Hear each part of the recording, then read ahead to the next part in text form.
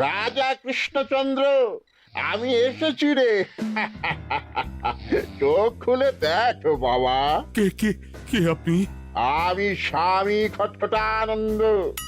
আমি জানতে পেরেছি তোর মনে সুখ নেই, তাই তো সেই সুদূর হিমালয় থেকে ছুটে এলাম।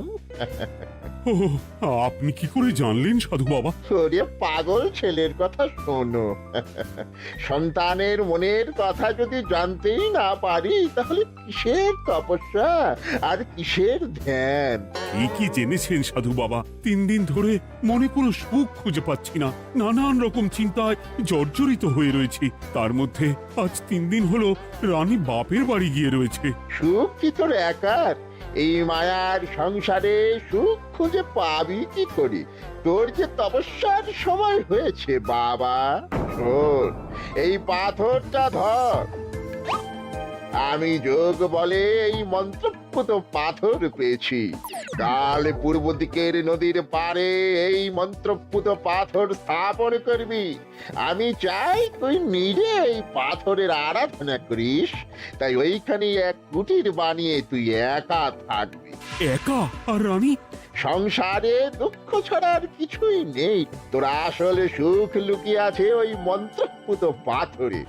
এই পাথর তোর মনে সুখ ফিরিয়ে আনবে আর এই গোটা রাজ্যে শান্তি বজায় রাখবে। ঠিক আছে বাবা।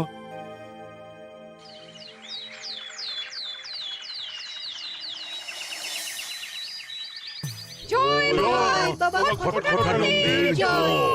কি তার জ্যোতি, কি তার ব্যক্তিত্ব, আহ, কি তার কণ্ঠস্বর! এই মন্ত্রপুত পাথর আমার এবং এই রাজ্যের সকলে সুখ শান্তি ফিরিয়ে আনবে। আজ থেকে আমি সাধু বাবার পরামর্শ মতন এখানেই থাকবো। তোমাদের যার যা যা বক্তব্য আমাকে এখানে এসেই বলবে। কোনো চিন্তা করবেন না মহারাজ, আমি সব সামলে নেব। আপনি নিষ্ঠা সহকারে সাধু বাবার আদেশ পালন করুন। মহারাজ, যার নামেই খট তার কথাই ভরসা করা কি ঠিক হবে? একটা সামান্য পাথর কি করে সুখ ফিরিয়ে আনবে মহারাজ? বিষয়টা কি খটখটানন্দের মতন খটকার নয়? এটা মোটেই সামান্য পাথর নয় গোপাল, এটা মন্ত্রপুত পাথর। আর এসব হচ্ছে বিশ্বাসের ব্যাপার। শুধু তোমার মতন ভাঁড় দিয়ে কি আর রাজ্য চলে? রাজ্য চালাতে গেলে ভক্তি, শ্রদ্ধা, আশীর্বাদও দরকার হয়। কি শাস্ত্রে বলে বিশ্বাসে মিলায় বস্তু, তর্কে বহুদূর। কিন্তু মহারাজ, রাজ্যটাও তো চালাতে হবে। আপনি এখানে থাকলে এই রাজ্যের কি হবে মহারাজ? একবার ভেবে দেখুন, সাধু বাবা আসল না হয়ে নকলও তো হতে পারে। দেখো গোপাল, তোমার যদি মনে বিশ্বাস না থাকে তাহলে আমি বলবো তুমি আর এখানে এসো না। তবে সাধু বাবার নামে কোনো বাজে মন্তব্য আমি শুনবো না। আমি চাই না আমার এই অবিশ্বাসের কারণে আমার রাজ্যের কোনো ক্ষতি হোক। আর আমি এই রাজ্যের মন্ত্রী, আমি থাকতে তোমাকে রাজ্য নিয়ে বেশি ভাবতে হবে না। তুমি এখন যাও তো গোপাল, যাও। মহারাজকে আর বিরক্ত করো না। পাল না থাকলে এ রাজ্যের কিছুই এসে যাবে না। আমরা থাকতে নাকি ভাঁড় চালাবে রাজ্য? আচ্ছা, ঠিক আছে, দেখা যাক। তাহলে আসি মহারাজ। হ্যাঁ হ্যাঁ, এসো এসো।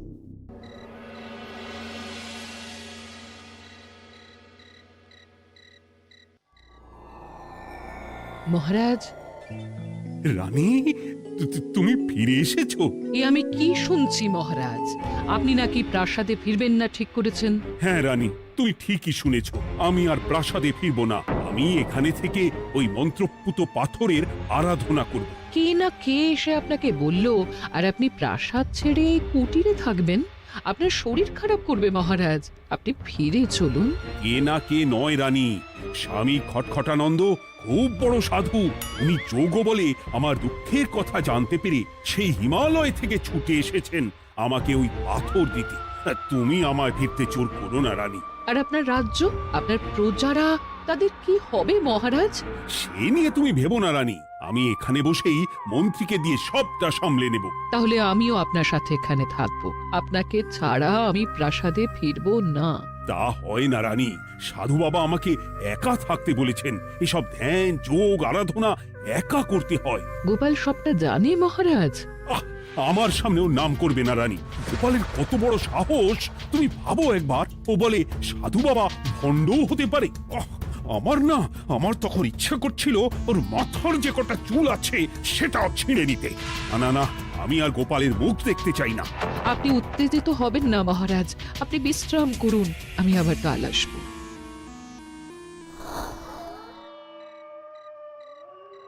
রাতের হাটেও সবজির যা দাম বেড়েছে, এরপর শুধু এক বেলা খেয়ে থাকতে হবে।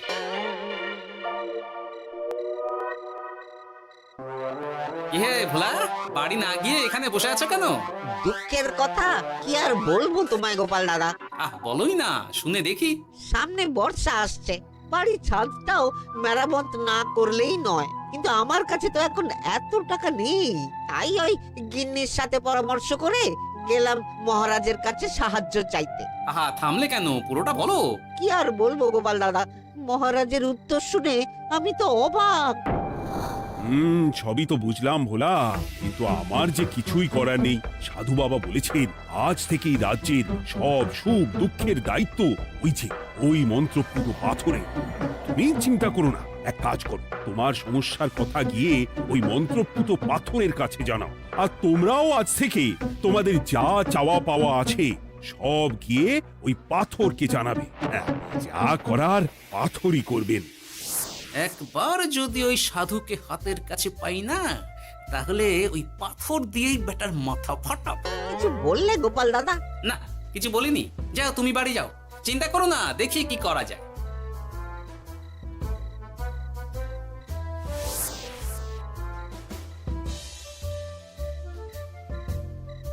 কি ব্যাপার, এত রাতে বটা ঘটা মন্ত্রীর বাড়িতে কি করছিল? কি বটা ঘটা, আজকে মন্ত্রী মশাইয়ের বাড়ি খাওয়া দাওয়া ছিল? খাওয়া ছাড়া কি অন্য কিছু আসে না তোমার মাথায়? চ চ চ, আমাদের অনেক কাজ আছে, চ। আরে এত তাড়া কিসের? বাবা, বটা ঘটার এত কি গুরুত্বপূর্ণ কাজ যে একেবারে ছুটে পালালো? না, ব্যাপারটা তো সুবিধের ঠেকছে না।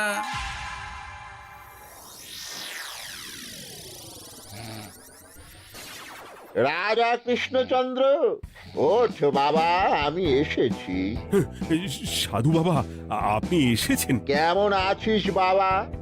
ভালো আছি বাবা, তবে মনে এখনো পুরোপুরি সুখ খুঁজে পাইনি। সুখ কি তোর একার? কি করে সুখ পাবি বাবা?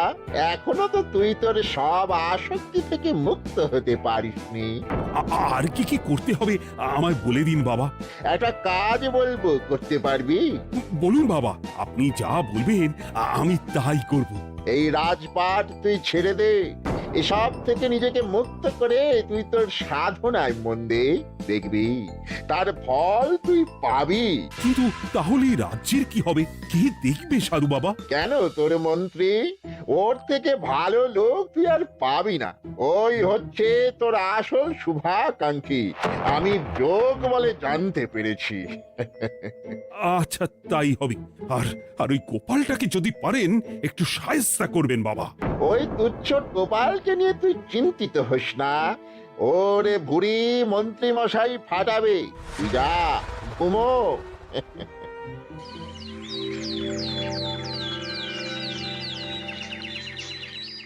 শোনো শোনো শোনো, আজ থেকে মহারাজ কৃষ্ণচন্দ্রের আদেশে এই রাজ্যের ভার এই রাজ্যের মন্ত্রীর। আর মহারাজ নিজে তার কুটিরে নিরিবিলিতে থাকতে চাইছেন। উনি চান না কেউ ওনাকে বিরক্ত করুক। তাই আজ থেকে যার যা সমস্যা সবাই মন্ত্রী মশাইকে জানাবে।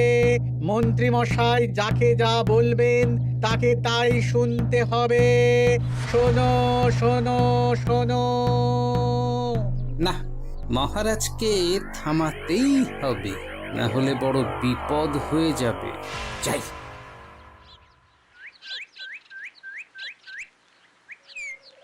মহারাজ, এই ভুল আপনি করবেন না। মন্ত্রীর হাতে রাজ্যের ভার দিলে রাজ্যের সর্বনাশ হবে মহারাজ। দেখো গোপাল, আমি যেটা করেছি সেটা ঠিক বুঝেই করেছি। আমার সিদ্ধান্ত আর বদলাবে না। আর এই বিষয় নিয়ে আমি তোমার সাথে কথাই বলতে চাই না। মহারাজ, গ্রামবাসীরা আপনার এই সিদ্ধান্ত খুশি মনে মেনে নেয়নি। সবার কথা একবার ভেবে তারপর সিদ্ধান্ত নিন মহারাজ। একজন বাইরের লোকের কথায় কোনো সিদ্ধান্ত নেবেন না দয়া করে। গোপাল, তুমি যদি সাধু বাবার সিদ্ধান্তে প্রশ্ন তোলার চেষ্টা করো তাহলে আমি বাধ্য হব মন্ত্রীকে বলে এই রাজ্য থেকে তোমায় বিতাড়িত করতে। একজন সেই হিমালয় থেকে আমাদের উপকার করতে এলো আর তুমি তার বিরুদ্ধেই কথা বলছো। ছি ছি গোপাল, ছি। মজা, কি মজা! শুধু মুদ্রা, শুধু মোহর, যেদিকে তাকাবো শুধু সোনার মোহর আর সোনার মোহর। তুমি কি পাগল হয়ে গেলে? এখন হইনি গিন্নি, তবে এবার সত্যি সত্যি হয়ে যাব। এত সোনার মোহর একসাথে হাতে পেলে কেউ কি সুস্থ থাকতে পারে? আর বেশি দিন বাকি নেই যখন কৃষ্ণনগরের কোষাগারের মালিক হব আমি। আর মহারাজকে ছেড়ে দেবেন? চিন্তা নেই, মহারাজ কিছুই করতে পারবেন না। তিনি এখন সাধু বাবার আদেশে পাথরের আরাধনায় ব্যস্ত। আর প্রহরীরা, তারা কিছু বলবে না? প্রহরীরা তো এখন আমার গোলাম। মন্ত্রীমশাই আমরা এসেছি। ওই তো ওরা চলে এসেছে। ওরা কি করবে? ওরাই তো কোষাগার লুট করতে আমায় সাহায্য করবে। রাজকোষাগার হবে শুধু আমার, আমার, আমার।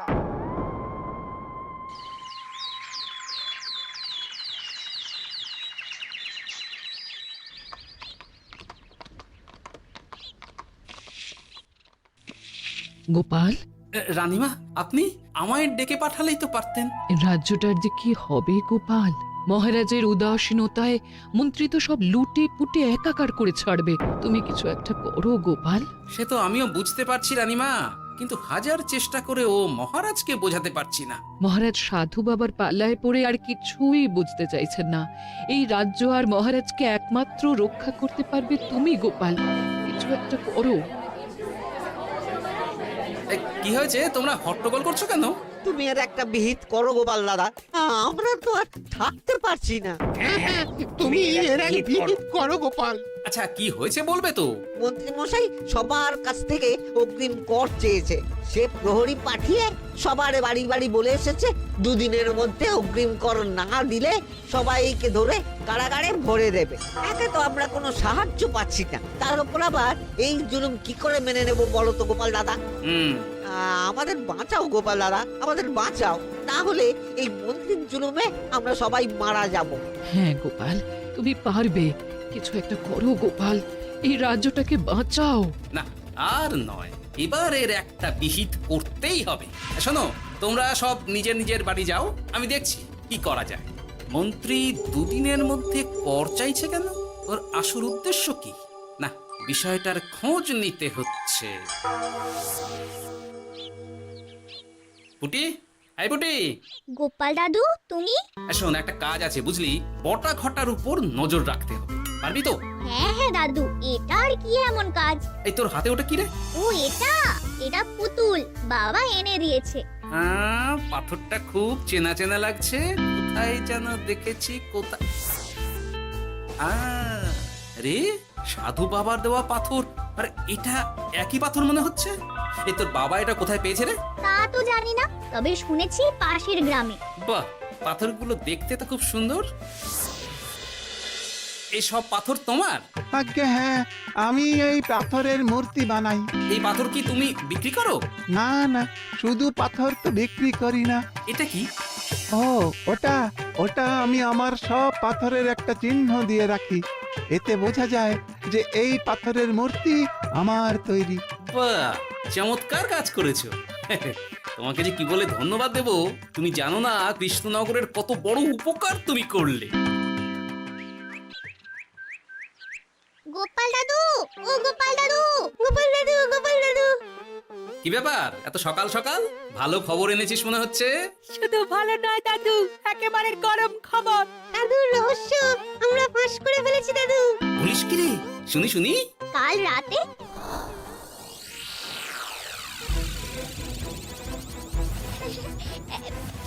এত সোনা, এত মোহর আমি একসাথে কোনোদিন দেখিনি। ও, এইসব আমাদের? হ্যাঁ গিন্নি, হ্যাঁ, এই সব আমাদের, সব। ওরে বাবা, আমার তো বিশ্বাসই হচ্ছে না, ভাবলেই গায়ে কাঁটা দিচ্ছে। রে বটা, আজ সাধু সেজে মহারাজের কাছে গেছিলি? হ্যাঁ, মহারাজ তো আজ প্রায় পা ছুঁয়ে প্রণাম করতে যাচ্ছিলেন, ওই কোনো মতে ঠেকিয়েছি। বলেছি প্রণাম নেওয়া আমার গুরুর বারণ আছে। আর আমি তো আজ এমন ধোঁয়া দিয়েছি যে মহারাজ একেবারে কেসে কেসে অস্থির। আর মাত্র 2 দিন, এই 2 দিন খেলাটা চালিয়ে যেতে পারলেই কেল্লা ফতে। আচ্ছা, এবার আমার কাছে পুরো বিষয়টা পরিষ্কার হলো। বাহ, তোরা দারুণ কাজ করেছিস রে। এবার শুধু আজ রাতে প্রমাণটা পেলেই হয়ে যাবে।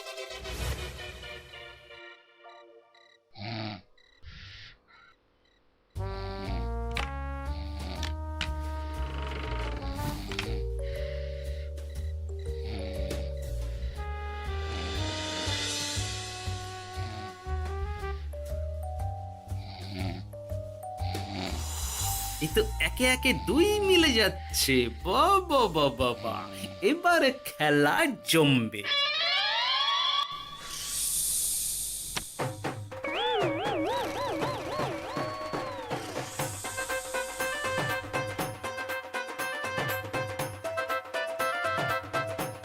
এই ঘটা ঘটা রে, এই ঘরে এত ধোঁয়া এলো কি করে রে? সত্যিই তো, এত ধোঁয়া এলো কি করে? ঘরে কি আগুন লাগলো নাকি রে? এই বটা, ওটা কি রে? হ্যাঁ, এ তো ভূত। আমরা তো কিছু করিনি। আমরা কিছু করিনি, বিশ্বাস করো ভূত দাদা, আমরা কিছুই করিনি। তোরা আমাদের পূর্বপুরুষের প্রস্তর খণ্ড নিয়ে এসেছিস। তোদের এত বড় সাহস, আজ আমরা তোদের ঘর মটকাবো। আমরা কোনো খণ্ডমণ্ড নিইনি ভূত দাদা। এই কথা, তুই কি ওনাদের কোনো খণ্ড এনেছিস? না না না না না, আমি তো অমন কিছু আনিনি।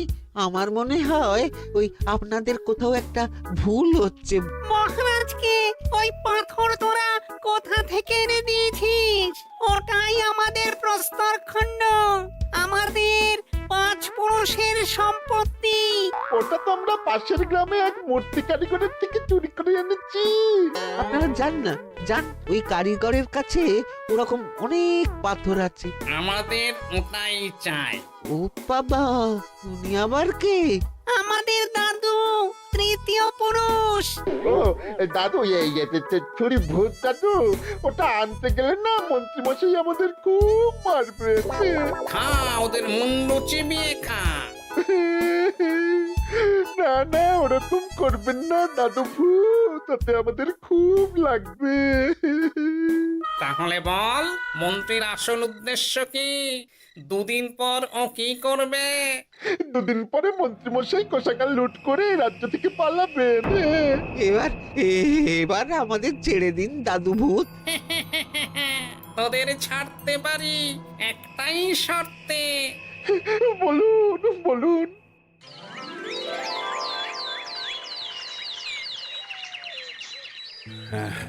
রাজ্যের পরিস্থিতি কি? প্রজারা সবাই ভালো আছে তো? হ্যাঁ মহারাজ, সেসব নিয়ে আপনি একদম চিন্তা করবেন না। বাবা, আপনি এসেছেন?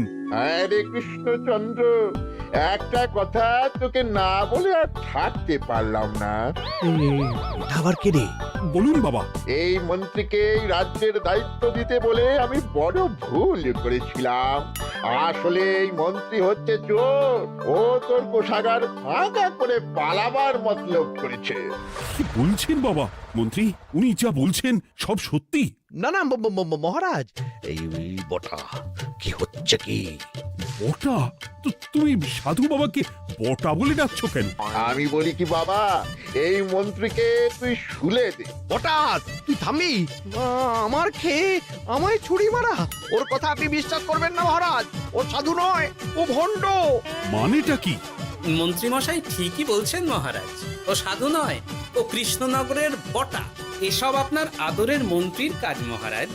মন্ত্রী আপনার রাজ্য লুট করার মতলব করেছে, তাই বটাকে সাধু সাজিয়ে আপনার মন জয় করে প্রথমে আপনাকে প্রাসাদ থেকে তাড়িয়েছে, তারপর রাজ্যপাট নিজের হাতে নিয়ে কোষাগার হাতিয়েছে। আর এই পাথর কিসের গোপাল? পাথর? পাথর এই কারিগরের মহারাজ। উনি পাশের গ্রামে এই পাথর দিয়ে মূর্তি গড়েন। মন্ত্রী বটাকে দিয়ে এই পাথর চুরি করিয়েছে।